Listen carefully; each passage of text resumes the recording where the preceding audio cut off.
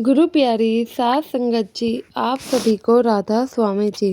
साध संगत जी, दिल दिलाने वाली यह साखी जब आप भी सुनेंगे तो ज़रूर महसूस करेंगे कि क्यों बाबा जी हर पल हमारे पास रहते हैं, क्यों बाबा जी हर सत्संगियों का ध्यान रखते हैं और हमें हर पल बाबा जी का शुक्राना अदा क्यों करना चाहिए। तो साध संगत जी, सबसे पहले तो मेरी आप लोगों से विनती है कि साखियाँ अच्छी लगती हो तो चैनल को सब्सक्राइब करना ना भूलें जी, और कमेंट में राधा स्वामी जी ज़रूर लिखें जी। तो साध संगत जी, ये घटना एक जम्मू में रहने वाली बुज़ुर्ग महिला की है, जो कि शुरू से सत्संगी थी, अपने परिवार के साथ हंसी खुशी जम्मू में रहा करती थी। तो साथ संगत जी, धीरे धीरे वक्त के साथ तो हर चीज़ें बदलनी लाजमी ही हैं।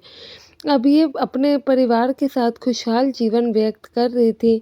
अब धीरे धीरे समय बीत रहा था तो परिवार के जो बच्चे थे वह भी बड़े हो ही रहे थे।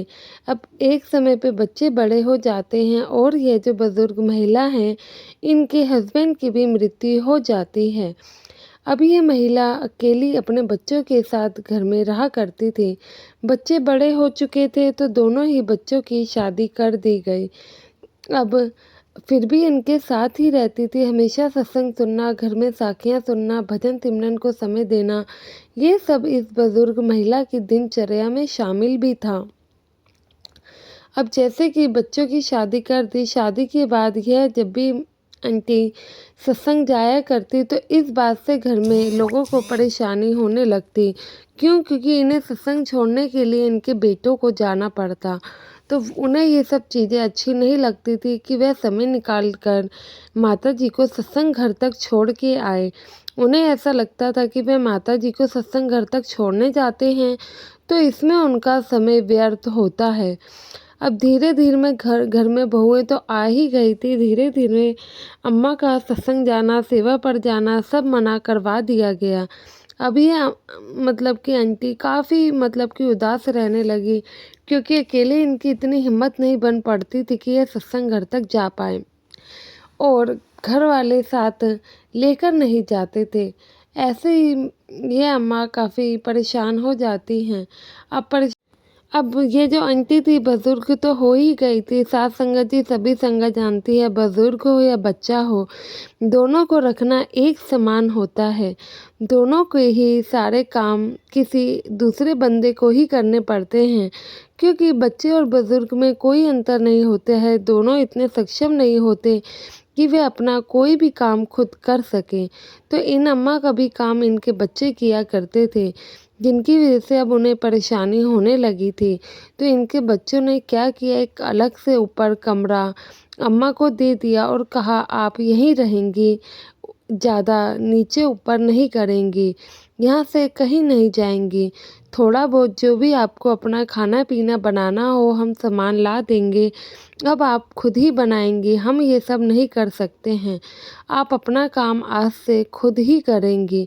जब ये बात सुनती है तो काफ़ी मन में उदासी लेके बैठ जाती है। सोचती है कि भाई ऐसे कैसे लोग कर सकते हैं। माँ बाप मिलकर 4 बच्चों को पाल देते हैं, लेकिन 4 बच्चे मिलकर एक माँ को नहीं पाल सकते हैं। ये तो काफ़ी ही मतलब कि गलत बात हो जाती है। ऐसे ही विचार इन अम्मा के मन में आने लगे। तो यह उदास तो काफ़ी रहती ही थी। तो धीरे धीरे जो समय इन्हें मिलता, भजन सिमरन के साथ साथ दिन में थोड़ी देर के लिए कहीं एक जगह पर निकल कर बैठ जाया करती थी। ये अम्मा की डेली आदत बनी हुई थी कि ये घर से थोड़ी देर के लिए इस जगह पर जाती। यह जगह सत्संग के आने वाले रास्ते में पड़ती थी और यहाँ पे ये बाबा जी का रास्ता उड़ीकती रहती थी। हमेशा ही बाबा जी को प्रार्थना करना और उनके आने का रास्ता उड़ीकती। इसको जो भी परेशानी होती है सिर्फ बाबा जी के आगे ही बयां करती थी। तो साथ संगत जी, आज इसको रास्ता देखते देखते 10 साल हो चुके थे। ये यही सोचती कि बाबा जी आएंगे इस रास्ते से और इसको दर्शन भी देकर जाएंगे, इसका पूरे परेशानियों का समाधान ज़रूर करेंगे।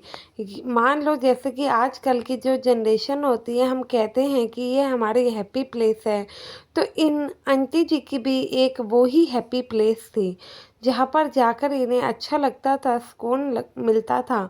तो साथ संगत जी, अब बाबा जी इस बार जम्मू में सत्संग फरमाने आए हुए थे।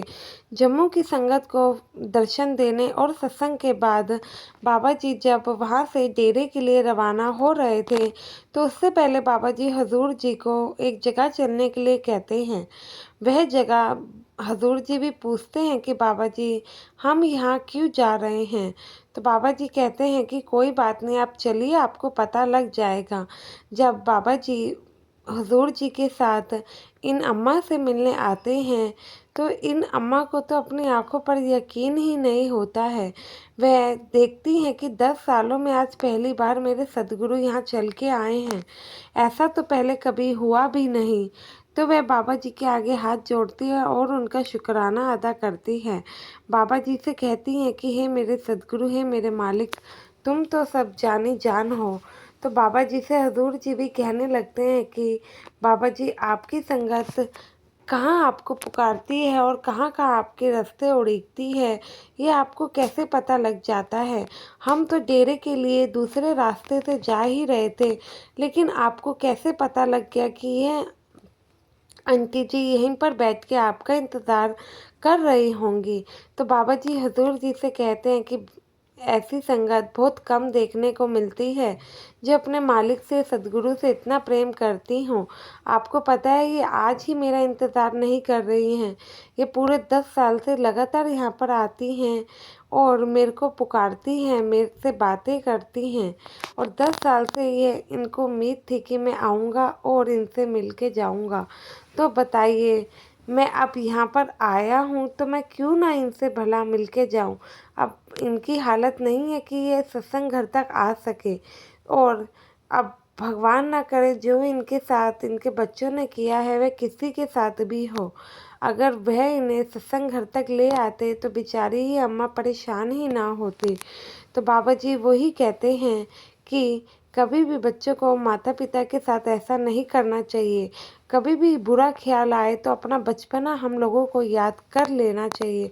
तो साथ संगत जी, बाबा जी इस अम्मा जी को अपने साथ डेरे में चलने के लिए कहते हैं कि अम्मा, आप चलिए, वहीं रह लेना और वहीं रह के अपना भजन सिमरन करके मालिक को याद किया करना।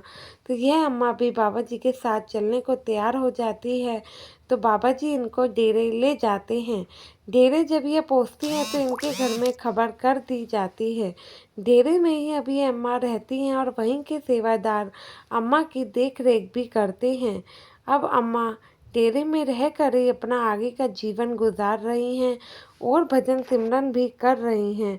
तो साथ संगत जी, इस साखी से हमें यह सीख मिलती है, सतगुरु के प्रति प्रेम सच्चा हो तो कोई भी कष्ट हम तक पहुंच नहीं सकते हैं, क्योंकि मालिक खुद उन कष्टों के आगे आके खड़ा हो जाता है।